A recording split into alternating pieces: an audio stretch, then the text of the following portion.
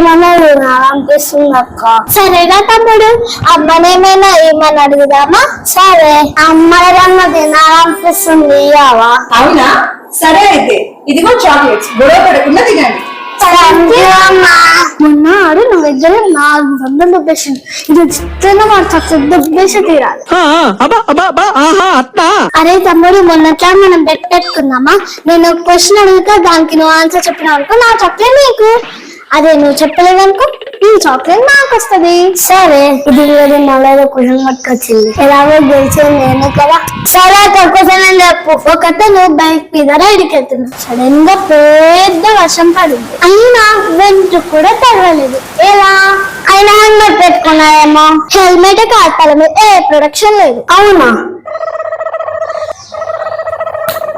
అతనికి ఉంది.